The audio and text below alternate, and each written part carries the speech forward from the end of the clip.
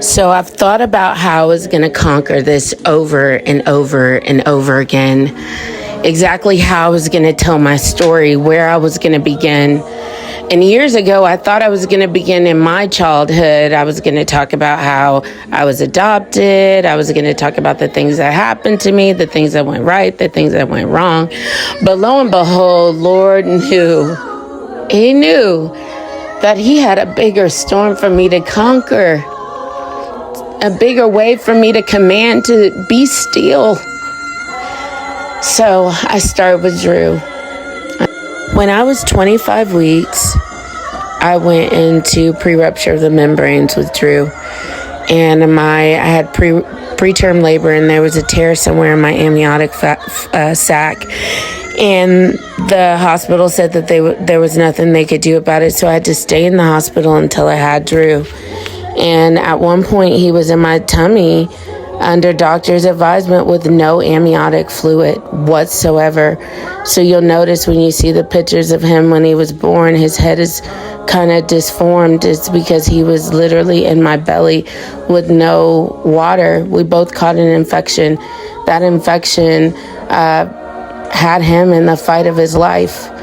But that's not how he died because of that. He did catch a little bit of pneumonia, but that's not how he died either.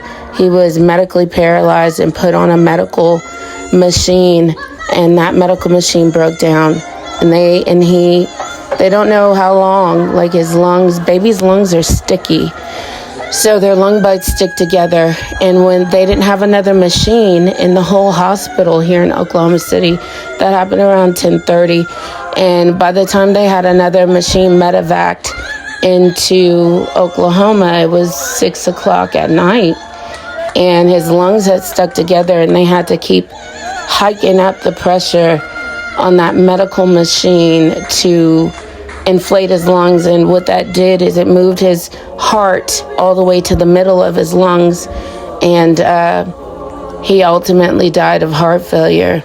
But I didn't know that Mercy also had an oxygen issue during that year.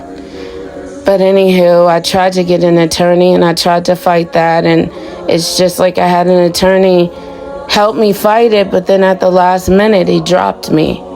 It's kind of the situation I'm going through now currently. It's crazy, where there's an injustice. But however, my story starts with Drew. When Drew died, I stood outside of Mercy Hospital, and I told the Lord, whatever we got to do that I can get to heaven, we got to do it. I was living lukewarm. I was shacking up. I had a miscarriage before, and here I am. I had another baby, but this time the fruit of my womb died, and I didn't know what to do. And I told the Lord, I had a David moment. Only you could get me through this, because my son can't come back to me, but I could go to him. So if you can use me, if there's any use in me, use me. I was told I never could have children, and here I was. I had one in heaven and one I had to put in the grave. But man, did God has a testimony and a story for me. Because what happened next, the chain of events, some of it you wouldn't believe me if I told you. So I guess I'll title this The Made Up Life with Terasia Dean. The made up to make up. But look at my blessings.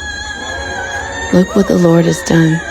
Look at where he's brought me to. He's given me children to steward.